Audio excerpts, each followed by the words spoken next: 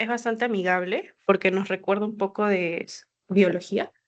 Es fisiología celular. Es entender un poquito cómo funciona una célula. Y aquí les muestro algunas imágenes. Esto es cómo se comunican las células, ¿ok? Y ustedes pensarán, dentro de mi cuerpo hay millones de células, pero estas funcionan de manera aislada, o sea, separadas entre ellas. No. Para que todas las células de nuestro cuerpo funcionen, se tienen que comunicar entre sí, ¿ok? Tienen que hablar, tienen que chatear por WhatsApp, como quien dice. Tiene que haber entonces una comunicación celular, como ven acá en la parte de arriba. ¿Cómo ocurre esta comunicación? De la misma manera que nosotros nos enviamos WhatsApp. Si yo acá tengo mi celu, yo escribo el mensaje y le doy enviar. Igual, como ustedes ven acá en la parte superior, las células, mediante su aparato de Golgi, van a comenzar a sintetizar dentro de este aparato sustancias y luego estas sustancias las van a empaquetar, porque el aparato de Golgi va a extender como unos paquetitos y ahora esas sustancias van a estar empaquetadas. Y luego esas sustancias se van a eliminar, como ven acá, hacia el espacio extracelular. Y ahora esas sustancias van a servir para buscar a otras células para comunicarles un determinado mensaje. Por ejemplo, acá, esta sustancia amarilla que están viendo lleva un determinado mensaje. No sé, está llevando un hola célula o está llevando un ven para acá célula. ¿Ok? Ahora, este determinado mensaje, para que sea respondido por la otra célula, necesita un receptor. Es como quien dice, imagínate tú que tienes tu iPhone 29 Ultra Plus, Ultra Max, no sé de los iPhones, y que le mandas un mensaje a una persona que tiene un Nokia esos ladrillitos. ¿Va a poder responder tu mensaje un Nokia? No, porque no tiene cómo recibirlo. Entonces, es muy importante en la comunicación celular no solo el mensaje o la molécula mensaje, sino también el receptor. Entonces, si yo mando la molécula o el mensaje de este color, del color amarillo, para yo recibir el mensaje, debo tener un receptor específico para ese mensaje amarillo. Y recién va a ocurrir una respuesta. ¿Cómo se llama este primer mensaje que manda la célula? Se llama primer mensajero. Primer mensajero. Es recepcionado por su receptor, valga la redundancia, y esto va a desencadenar que ese receptor produzca un segundo mensajero. Y ese segundo mensajero dentro de la célula es el que va a llegar a cabo la respuesta. Y ustedes se preguntarán, Brigitte, ¿cómo? Ya me perdí. Ya. Tú enviaste el mensaje por WhatsApp, escribiste tu mensaje en tu iPhone 19, lo enviaste, le diste enviar, ya se envió el mensaje, ese mensaje es el primer mensajero. Luego llega el mensaje al WhatsApp de tu amigo, ya se recibió, ya se recepcionó. ¿Y qué haces tú cuando recibes un mensaje? ¿Lo dejas en visto? Bueno, algunos dejan en visto, pero si queremos que fluya la comunicación, tú tienes que responder el mensaje. ¿Y cómo respondes el mensaje? Pues escribiéndole, escribiendo de nuevo, ¿no? Él te dijo hola y tú recibes el hola y tú le dices hola de nuevo, le respondes. Y ese mensaje se lo devuelves. Este primer mensaje que te llega es el primer mensajero. Y cómo tú respondes es el segundo mensajero.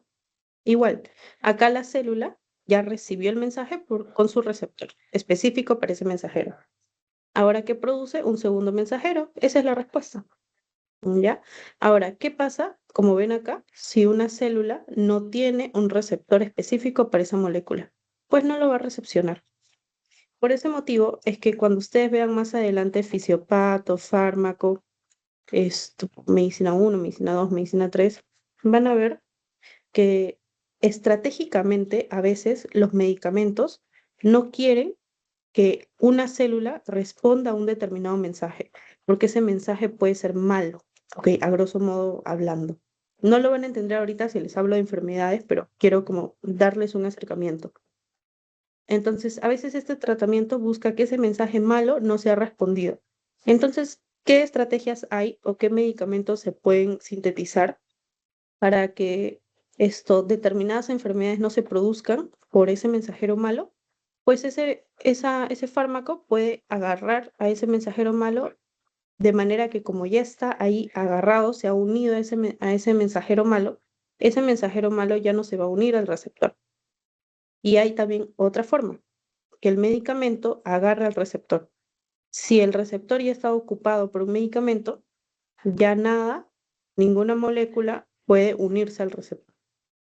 ¿Ok? A esto se les conocen como antagonistas, medicamentos o sustancias antagonistas, o sea que actúan en contra de una función que debería ocurrir normalmente. Ahora, ¿qué pasa si esa molécula es buena o si ese receptor es bueno, estimula algo bueno? Ah, yo quiero estimularlo, entonces, si yo sintetizo un medicamento o tengo una sustancia que estimula al receptor para que actúe más, es decir, esta molécula hace, como que se mimetiza con esta señal amarilla. ¿Ok? Es como que la molécula dijese al receptor, oye, yo soy la señal amarilla, por si acaso hazme caso a mí. Ya, y le hace caso a ese medicamento. Entonces la respuesta va a ser la misma, solo que va a estar aumentada. ¿Ok? A eso se le llama agonista, es un medicamento agonista. Y miren, ya han aprendido algunos términos de fármaco. Ya. Sigamos. Entonces, eso es básicamente la comunicación celular y es lo que está graficado aquí en la parte inferior. Hay una molécula señal, primer mensajero, unión, em, molécula señal receptor. En realidad a esta molécula señal se le puede también decir ligando. ¿Ok? Ligando, primer mensajero es lo mismo, pero más en los libros lo van a encontrar como ligando. Unión, ligando receptor, desencadena una respuesta. ¿Ok? Un segundo mensajero. En realidad, a veces hay segundo, tercer, cuarto mensajero, o sea, como que varios mensajeros se generan producto de la unión del receptor ligando. Y eso lleva a cabo una respuesta. ¿Ok? Dentro de la célula, esos mensajeros van a llevar a cabo una respuesta. No sé, por ejemplo, que el retículo endoplásmico rugoso, que es el que almacena mucho calcio, libere el calcio. ¿Ok? El segundo mensajero le dijo al retículo endoplásmico rugoso que libere el calcio, producto de la unión de un ligando determinado con ese receptor. Ah, y entonces la respuesta fue el aumento de calcio. Ah, ya, pero ese aumento de calcio, ¿qué hará? Determinadas acciones, que lo vamos a ver en un momento.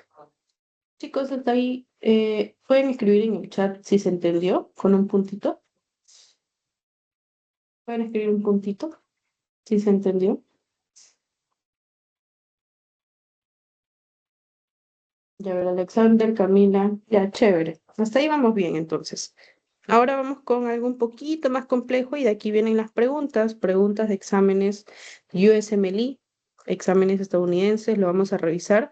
Son preguntas tipo caso clínico, no son preguntas que te dicen, dime cuál de las alternativas es correcta. La A, 1 más 1, 2, la B, 2 más 1, 3. No, son preguntas largas, ¿ok? Son preguntas difíciles, pero voy a tratar de explicarles bonito esto para que puedan resolver esas preguntas USMLE. Ya. Primero vamos a ver tipos de comunicación celular. Si yo mismo me mando el mensaje y yo mismo lo recepciono, a eso se llama comunicación celular autocrina. Eso lo han visto en biología, así que lo vamos a pasar rápido. Es como si yo agarrara mi celular y escribiera en la aplicación de notas un mensaje para mí mismo, ¿no? Autocrina. Obviamente en esa misma célula está en el receptor. Este es el aparato de Golgi que les mencionaba. Sintetiza las moléculas, las envuelve como en una bolsita, se llama vesícula, y luego las lleva hacia el exterior. Luego está la comunicación paracrina, es básicamente comunicación a células cercanas. Por ejemplo, estas pueden ser células del mismo tejido, de un tejido epitelial, o incluso pueden ser células del tejido muscular, o pueden ser células del tejido óseo que se comunican demasiado. Entonces, se comunican entre sí, están cerquita, paracrina. Este es un tipo especial de comunicación celular paracrina. Esto que está aquí a la izquierda es una neurona. Recuerden que las neuronas tienen un cuerpo estrellado, ¿ok? Un cuerpo bonito. Y de ese cuerpo nace, de una parte de ese cuerpo nace como un bracito largo. En realidad, ese cuerpo de la neurona tiene como bracitos chiquititos que se llaman dendritas, ustedes ya lo conocen. Y ese brazo largo se llama axón. Y ese brazo largo es el que extiende como un gran dedito, como grandes deditos, en realidad no es solo un dedito que están viendo acá, son varios deditos. Esto, a esos deditos gorditos se les llama botón sináptico, botón por lo que es gordito, ¿no? Y sináptico porque sinapsis significa comunicación neuronal. Cuando ustedes vean la palabra sinapsis, allá, una neurona se está comunicando con algo. Y botón sináptico es porque este dedito me permite comunicarme con otra célula. Aquí a la derecha estamos viendo otra célula. En este axón vamos a tener pues vesículas cargadas de sustancias. ¿Dónde se produjeron esas sustancias? En el aparato de Golgi o retículo endoplásmico rugoso o no sé, en varias organelas del cuerpo neuronal. Y comenzaron a viajar alrededor de la neurona. Y ustedes dicen, Brigitte, ¿cómo esas vesículas comienzan a viajar alrededor de todo el axón? ¿Que por gravedad o hay un líquido que los impulsa? Ya, hay como transportadores de esas vesículas. Imagínense ustedes que dentro del axón hay carreteras, hay así como hilitos, que los haya. Esas carreteras están formadas por proteínas. Lo han visto en fisiología, los microtúbulos, ¿ok? Esos microtúbulos no están formados por las proteínas tubulinas, tubulinas alfa, tubulinas beta, pero en fin, son como carreteras. Y encima de esas carreteras o encima de las carreteras, recuerden que siempre pasan los carros, el metropolitano y eso. Entonces, imagínense que hay carritos ahí. Esos carritos son proteínas.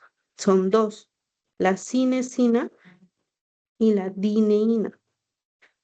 Y ambas tienen la función de transportar a las vesículas, pero no en la misma dirección. Más adelante vamos a profundizar en ello, no se preocupen. Pero ese fue un preámbulo a lo que es sistema nervioso. La cuestión es que llegan las vesículas al botón sináptico, se liberan estas sustancias y estas sustancias son las mensajeras de las neuronas. ¿Alguien sabe cómo se llaman esas sustancias a las que me estoy refiriendo? Sustancias con las que se comunican las neuronas. ¿Lo han visto en esto? ¿Alguien puede escribir por el chat?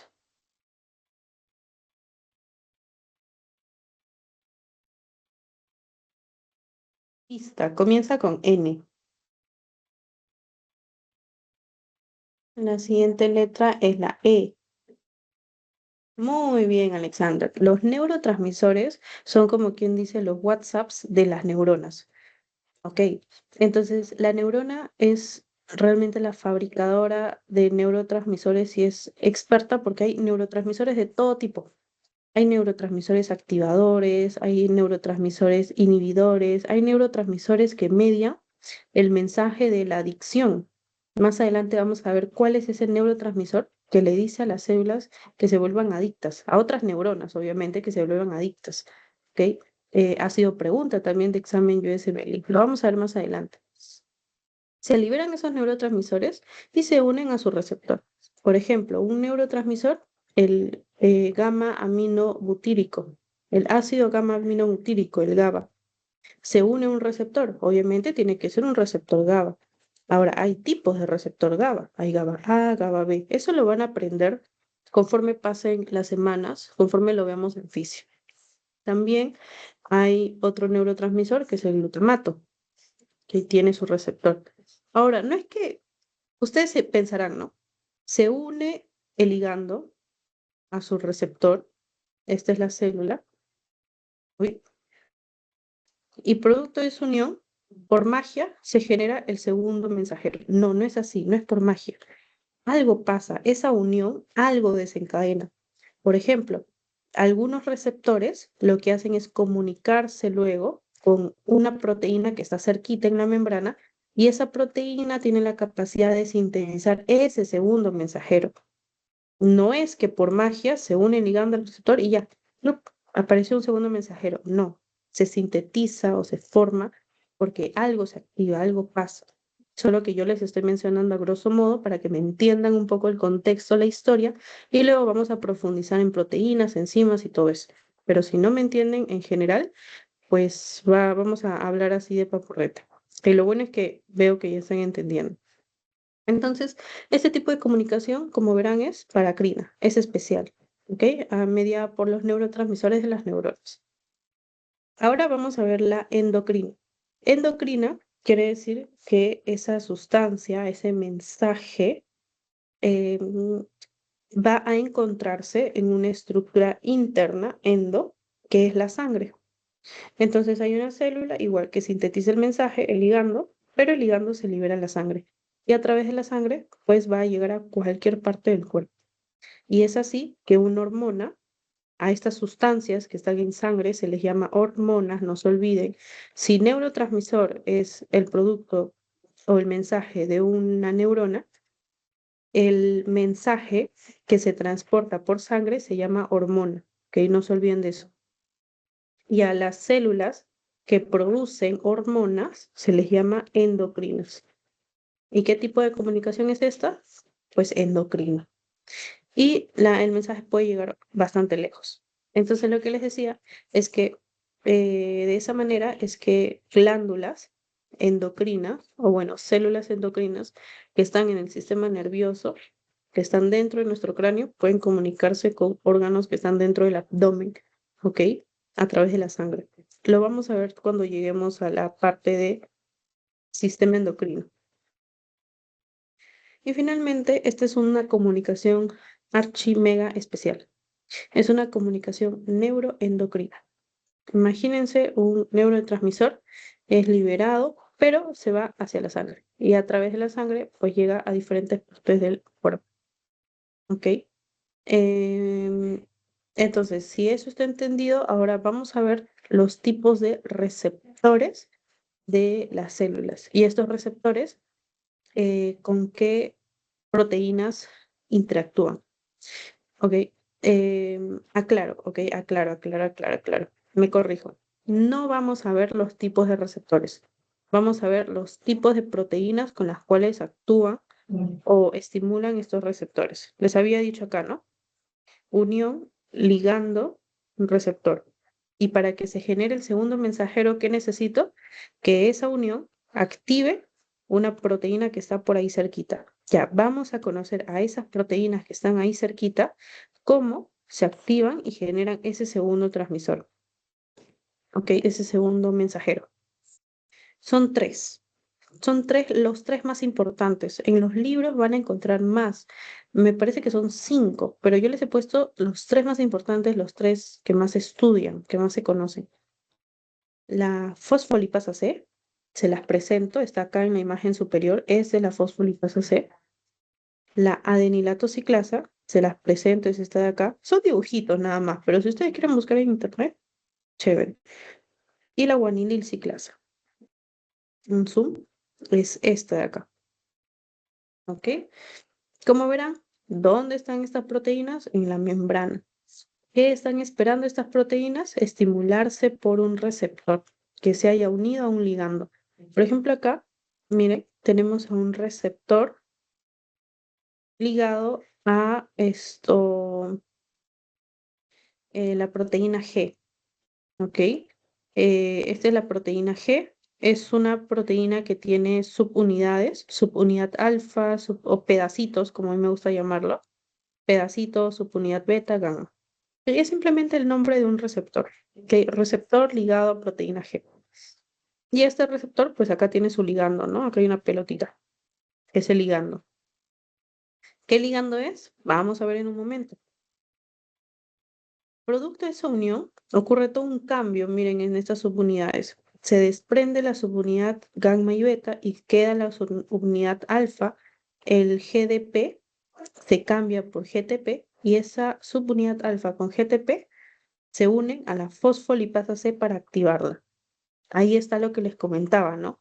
No es que el segundo mensajero, que es este PIP2, lo vamos a ver en un momento, el segundo mensajero se genera este PIP2, pero bueno, no es que el segundo mensajero aparece de la nada por la unión del receptor con el ligando, sino es que hay estimulación de algo, de una proteína que genera ese segundo mensajero. Y en este caso, ¿cuál estamos viendo? Fosfolipasa C. ¿Cuáles son las otras dos? Adenilato ciclasa, miren acá cómo ocurre, igual, ligando, triangulito verde, receptor azul, es un receptor ligado a proteína G, porque miren, esto es una gran proteína G con sus subunidades alfa, subunidad beta, subunidad gamma, y luego pasa algo con esa proteína G, con esas subunidades, que luego van a estimular a la adenilato ciclasa, y esa adenilato ciclasa es la que va a producir el segundo mensajero. Igual con GMP. Vamos a comenzar con la fosfolipasa C entonces. ¿Cuáles son los ligandos de la fosfolipasa C? Ahí los tienen. Insulina, acetilcolina y noradrenalina. Ya, noradrenalina. La insulina, imagínense que es esta, se une a su receptor. ¿Cómo se llama el receptor de insulina? Receptor de insulina. Acetilcolina tiene su receptor. ¿Cómo se llama el receptor de la acetilcolina? Receptor muscarínico. Muscarínico. Noradrenalina se une a su receptor. ¿Cómo se llama su receptor? La noradrenalina y la adrenalina son adrenérgicos, ¿ok? Entonces, tienen receptores alfa y tienen receptores beta. La NOR-A es más afín o le gusta más unirse al receptor alfa. En cambio, la adrenalina a secas se une más con el receptor beta. Ok, en este caso estamos viendo que una noradrenalina se une a un receptor alfa 1, porque también hay alfa 1, alfa 2, eso también confunde. Pero acuérdense, hay alfa 1, alfa 2, hay beta 1, beta 2, ¿ya?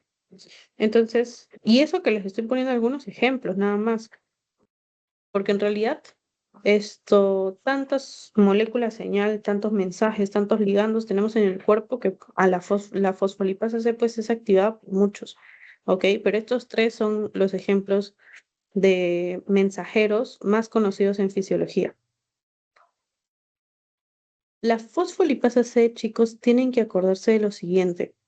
Fosfolipasa C va a degradar a la PIP2 en 2, DAG e IP3. ¿Y qué significa PIP2, DAG, IP3? Ya les voy a decir los nombres largos, pero no es necesario que los memoricen. Fosfatidil inositol bifosfato. ¿Okay? ¿Por qué fosfato con P? Porque está en inglés. Fosfatidil inositol bifosfato. Se rompe, ¿quién rompe fosfatidil inositol bifosfato? La fosfolipasa C. Y lo rompe en IP3. ¿Qué es IP3? Inositol trifosfato. Ese es un pedacito que se produce. ¿Cuál es el segundo pedacito? El DAG. Diacilglicerol. ¿Ya? ¿Cuál es la función del DAG? La función del DAG es promover la proliferación de las células. ¿Y cuál es la proliferación? ¿Y cuál es la función del IP3? Nunca se olvide. IP3 igual calcio. IP3 se va a ir al retículo endoplásmico rugoso. Esto de acá abajo es el retículo endoplásmico rugoso.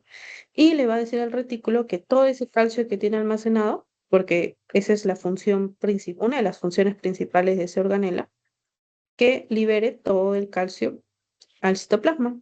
Y ese calcio, una vez que esté en el citoplasma, le encanta unirse a una proteína que se llama calmodulina. ¿Ok? Es como quien dice, si yo quiero transportarme por la Javier Prado, ¿a qué carro debo subir? Al Metropolitano. Ya, igual. Si yo quiero transportar calcio, necesito calmodulina. Es el transportador de calcio. No hay otro. ¿Ya? Entonces, calcio más calmodulina van a cumplir una función importante, que es la de decirle a la célula, principalmente células musculares, que se contraigan. ¿Por qué? ¿Por qué? ¿Por qué? ¿Por qué? ¿Por qué? Porque recuerden que el calcio es muy importante para la contracción celular. No voy a profundizar en de qué forma el calcio contrae a la célula, pero solamente por el momento recuerden eso. ¿Ok? Va a haber una clase también acerca de contracción celular, vamos a ver fisiología cardíaca ahí. Así que ahí les voy a explicar más toda la historia desde que se libera calcio y se une a la calmodulina hasta cómo produce la contracción celular, qué estimula, qué mueve. ¿Ok? Ya. Entonces, si tengo fosfolipasa C, tengo IP3, porque va a degradar esta fosfolipasa al PIP2. Y si tengo IP3, igual mucho calcio en citosol, igual contracción. Entonces, ese es el efecto principal del IP3, contracción. ¿En qué célula? No solo músculo liso, puede ser también músculo cardíaco. Da proteínas, activa proteínas que son importantes para el crecimiento de la célula. Y esa es la función de la noradrenalina, de la acetilcolina. Por eso es que la acetilcolina estimula la contracción del músculo esquelético, ¿ok? Del músculo esquelético. La insulina lo hace por un mecanismo diferente. No me refiero a que estimula la contracción del músculo, sino que la insulina nos va a servir para interiorizar la glucosa en las células, ¿ok? Igual, esto va a haber participación de la fosfolipasa C, pero el calcio, a ver, ¿cómo les explico? Vamos a borrar todo esto, ¿ok?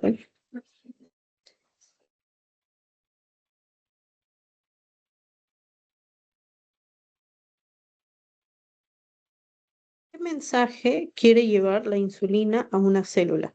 Si esta es la insulina, el mensaje que quiere o el efecto que quiere lograr en esta célula de acá es que un transportador de glucosa, que está en la membrana también, se abra para que ingrese glucosa.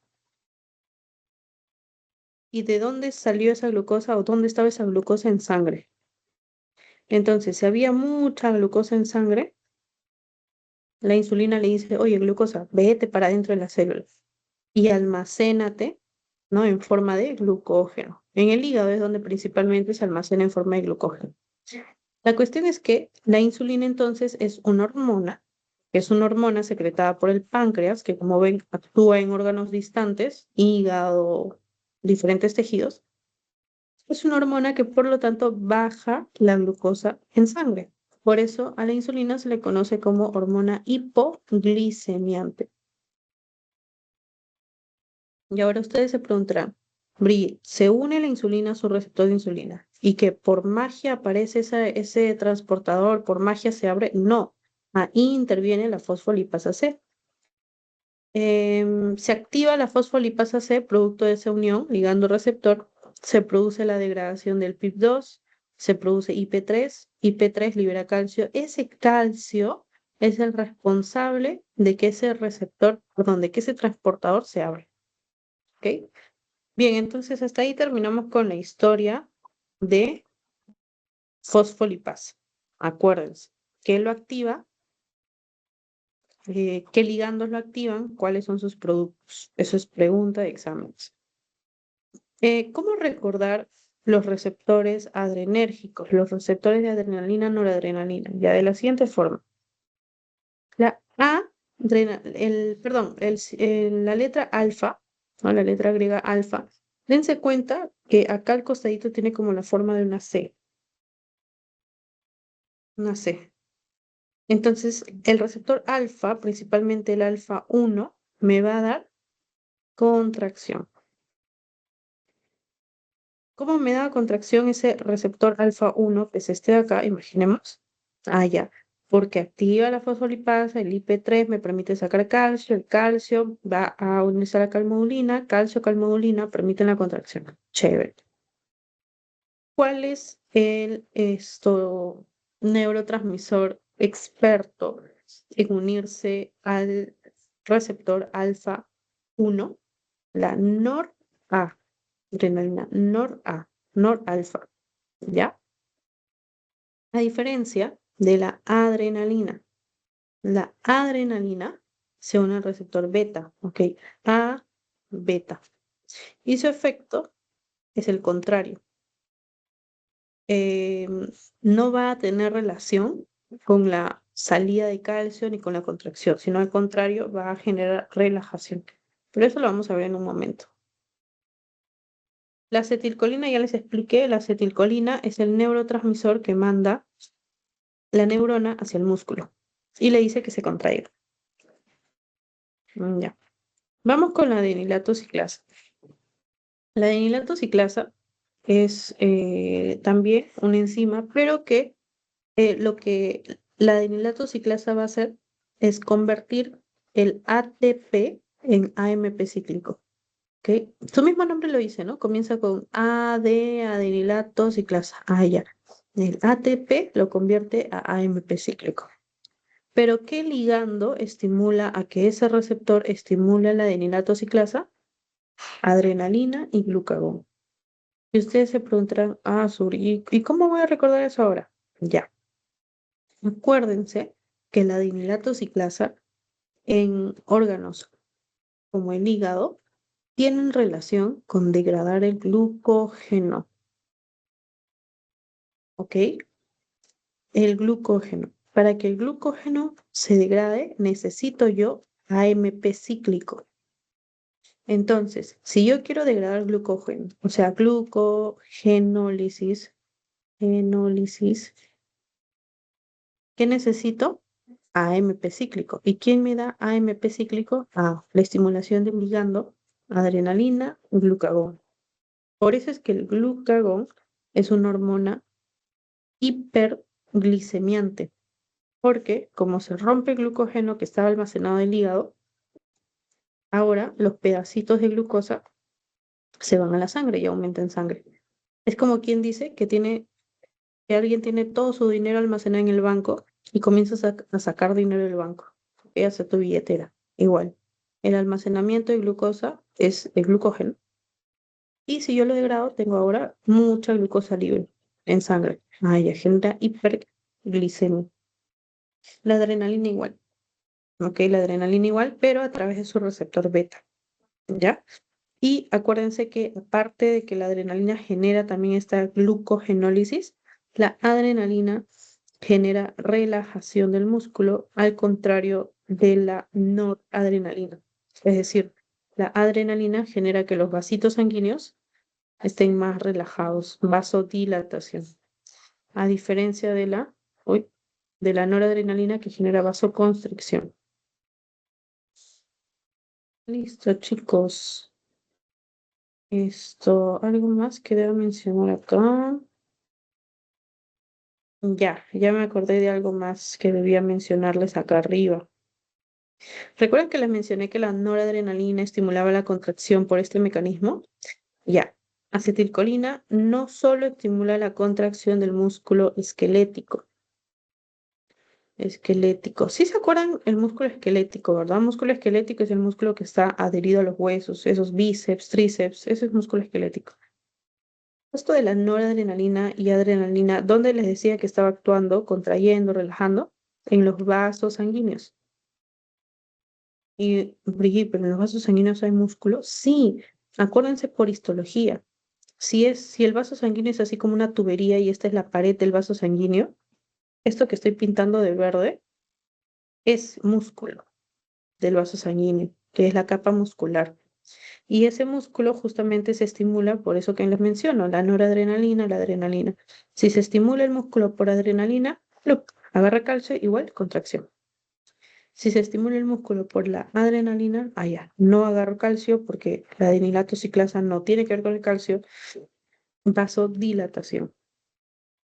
Pero hay un tercer músculo, o mejor dicho, hay un músculo en otra localización que también es estimulado por la acetilcolina, que es el músculo de los bronquios.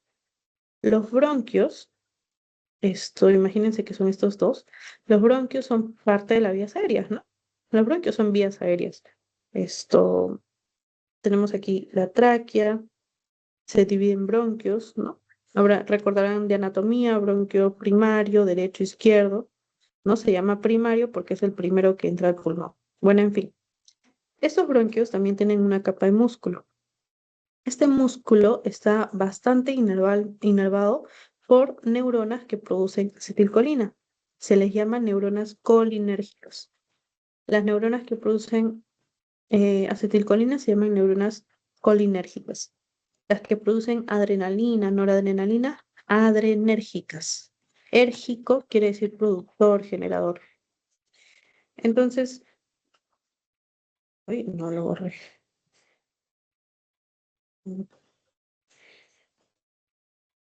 Ya, bueno, ya. La cuestión es que entonces ese músculo está bastante inervado por la acetilcolina. Entonces, si yo eh, libero acetilcolina y se inervan este músculo, ¿qué va a ocurrir? Constricción del músculo alrededor del bronquio. ¿Cómo se llama eso? Bronco, que es el bronquio, constricción. En conclusión, la acetilcolina me estimula broncoconstricción. ¿Ok? Ahora, la adrenalina, por el contrario, es el que actúa también en el bronquio, pero adrenalina no produce constricción, produce relajación. ¿Ok? Broncorelajación. ¿Qué pasa en una persona asmática? En una persona que tiene asma. Sus bronquios tienden a estar cerrados, ¿ok? Más de lo normal. Entonces ahí lo que está actuando más, ¿qué es? La acetilcolina, ¿ok? Entonces los receptores de acetilcolina van a estar siendo bastante estimulados. A ver, ¿quién estaba atento? ¿Cómo se llaman los receptores de acetilcolina en los tejidos? Primera letra, M.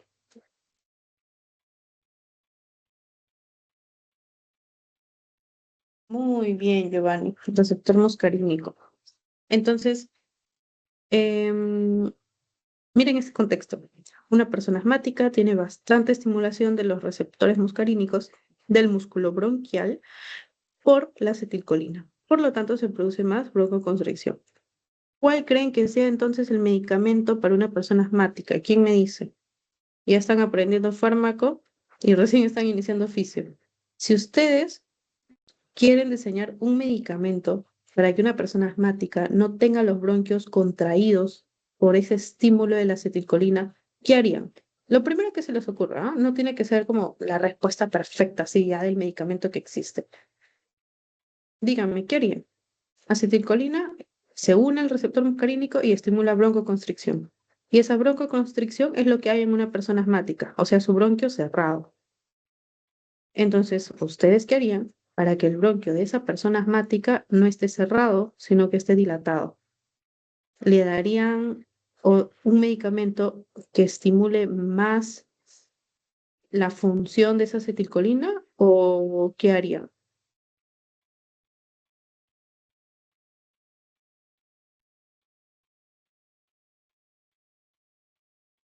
No se preocupen, yo les ayudo. Miren, el medicamento acá, los medicamentos,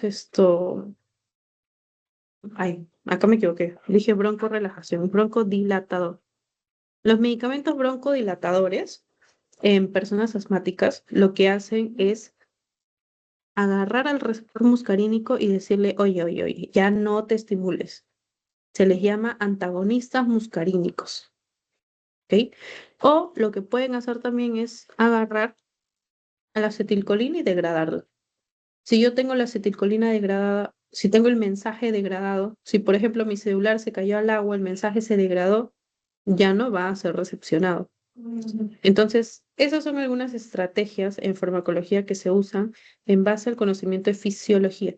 Todo lo que van a ver en fármaco, chicos, va a ser en base a lo que sepan de fisio. Por eso es muy importante que sepan todo lo que pueden de fisio. Y acá hemos visto un ejemplo. ¿Ya? Eso es visto desde el lado colinérgico, o sea, desde el lado acetilcolina. Pero ahora mírenlo desde el lado adrenalina, desde el lado broncodilatador. Nuevamente, si yo tengo una persona asmática, ¿le voy a dar menos de ese broncodilatador adrenérgico o le voy a dar más? Obviamente, si yo sé que este adrenérgico, adrenalina y su receptor hacen la broncodilatación, porque no tiene que ver con el calcio, porque la diniclato ciclasa, que es su enzima que tiene que ver con su participación, no tiene que ver con el calcio, no hay broncoconstricción. obviamente yo lo que voy a hacer es decirle, oye, adrenalina, ya pues chambea más, relaja más el bronquio, porque esta persona asmática tiene un bronquio cerrado. Entonces, a esos medicamentos que estimulan la función de una sustancia o a aquellas sustancias que estimulan la función de otra sustancia, se les llama agonistas. Entonces, en este caso estaríamos usando agonistas adrenérgicos. Y miren, ya han aprendido algo de fármacos sin siquiera haber terminado la primera clase de fisiopatía, perdón, de fisio. Entonces, ahora sí, recordando ese concepto, lo recordé porque fue una pregunta también del USMLE pasado. Ahora vamos a terminar con lo de la dimetilciclasa.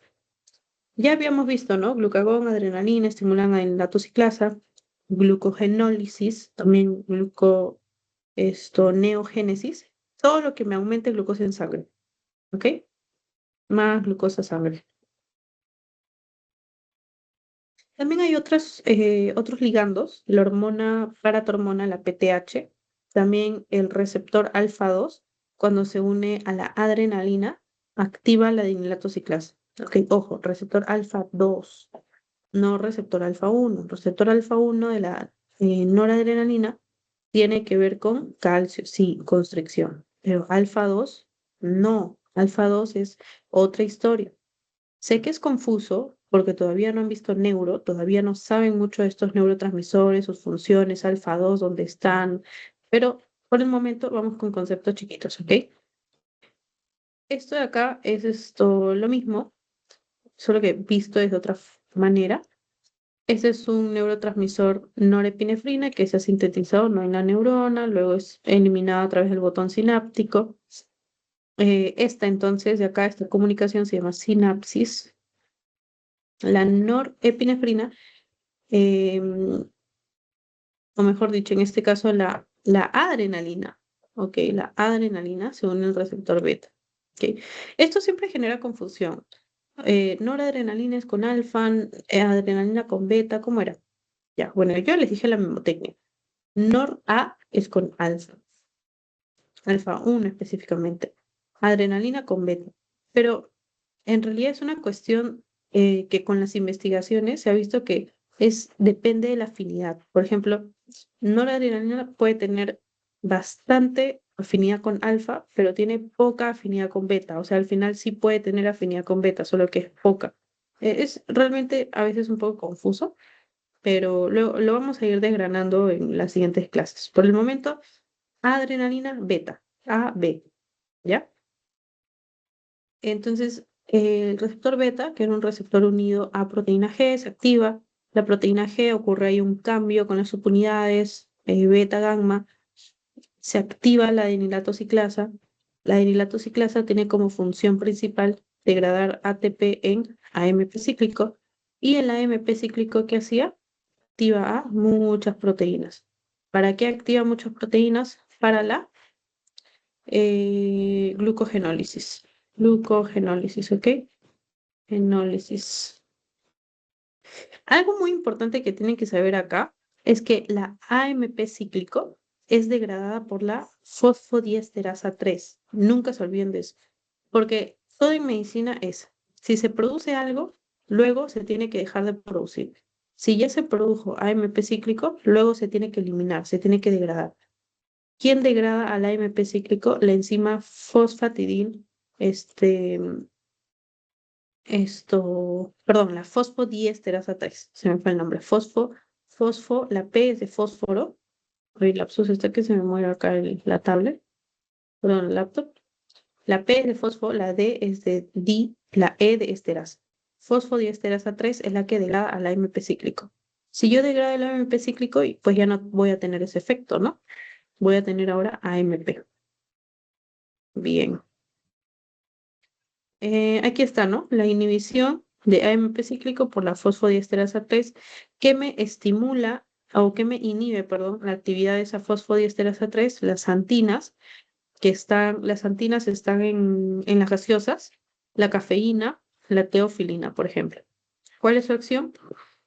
Activar varias proteínas que, por ejemplo, están involucradas en la glucogenólisis, de esa manera estimulan la glucogenólisis Em, y así, ¿no? Ya. Finalmente, la guanilil ciclasa. La guanilil ciclasa, su función principal es agarrar al GMP y convertirlo en GMP cíclico. Perdón, perdón, lapsus. Agarrar al GTP y convertirlo en GMP cíclico. Es como la adenilato ciclasa. Adenilato ciclasa agarraba, ay, perdón, adenilato ciclasa agarra ATP y lo convierte en AMP cíclico. C es de cíclico. En cambio, la guanilato ciclasa, guanilato con G, adenilato con A, ATP, guanilato ciclasa, GTP, lo convierte en GMP cíclico. ¿Y qué es el GMP cíclico? Se preguntarán ustedes. El GMP cíclico le dice a la célula que se relaje. A la célula muscular lisa le dice relájate, no contracción, no contracción. ¿Ok? Ahora, ¿cómo es que estas proteínas se estimulan para producir el GMP cíclico y para producir la relajación de un músculo liso, por ejemplo, músculo que está en los vasitos sanguíneos? Si se relaja el músculo, va a haber entonces vasos dilatados, o sea, vasodilatación. Vasodilatado igual vasodilatación. ¿Quién estimula esto? Ah, ya, tiene que haber acá un receptor, se une al ligando y esa unión receptor-ligando recién estimula a esa proteína. ¿Qué ligandos me producen esa estimulación?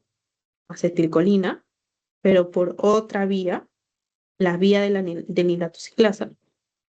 Péptidos, como el óxido nítrico, ¿ok? El óxido nítrico es muy importante, muy importante. Óxido nítrico igual produce relajación por esta vía.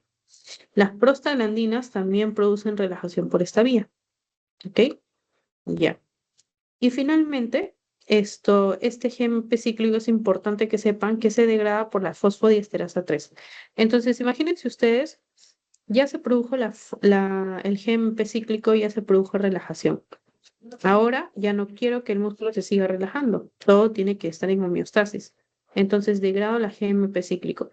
¿Quién degrada GMP cíclico? Fosfodiesterasa 5. Fosfodiesterasa 5 degrada GMP. Y el AMP cíclico, ¿quién lo degradaba? El 3. Esta fosfodiesterasa 5 es muy importante para el desarrollo de medicamentos. ¿Qué tipo de medicamentos? Los medicamentos para la disfunción eréctil, que son bastante recetados en los hospitales. Ustedes lo van a ver, yo lo he visto. Cuando vayan a los hospitales, su doctor le va a recetar a su paciente, ya un varón de 60 años, 70 años, que tiene disfunción eréctil, le va a recetar este medicamento. ¿Ok? Bueno, no de 60, 70, probablemente 50, 40. ¿No? Ya. ¿Por qué la disfunción eréctil? Resulta que para que el miembro viril esté en erección, es muy importante que los vasos sanguíneos que están dentro se llenen de sangre. Eso seguramente lo han visto en histología. Y si no, lo van a ver en fisiología.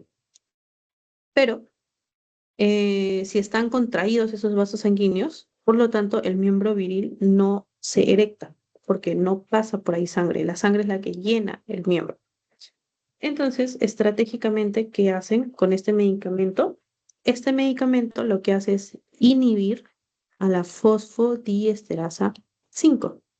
Inhibe la fosfodiesterasa 5, o sea, inhibe la degradación de GMP cíclico.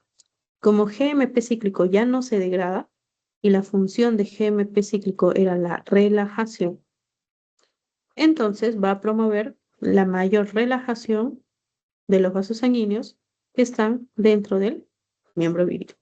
Por lo tanto, ayuda a la disfunción eréctil, porque elimina a esa enzima que hacía que ya no tenga la persona relajación de ese vaso sanguíneo. ¿Se entendió? Espero que sí, porque también es pregunta extra. Entonces, esa es la función. Óxido nítrico está activo, entonces la vasodilatación está ocurriendo. Si yo tengo vasodilatación, obviamente PIP2, que promovía la vasoconstricción, no va a actuar, ¿no? Es como quien dice, si hoy día estamos en una fiesta infantil y el catering es de full chocolates, pues al catering de helados le vamos a decir que no venga. Igual, si yo estoy aquí promoviendo la relajación con el óxido nítrico, a la contraparte, al que promueve la contracción, le voy a decir que no actúe, que lo inhiba. Por eso es que acá en los libros mencionan, ¿no? Un efecto de la guanilato ciclasa, y también está en su teo, por si acaso. Un efecto de la guanilato ciclasa es promover la relajación, sí, pero inhibir la IP3, inhibir la acción de la IP3. O sea, básicamente inhibir la contraparte. Igual, relajación del músculo liso. Chicos, ¿se entendió? Escriban un puntito y si no, están bienvenidos a prender sus micros.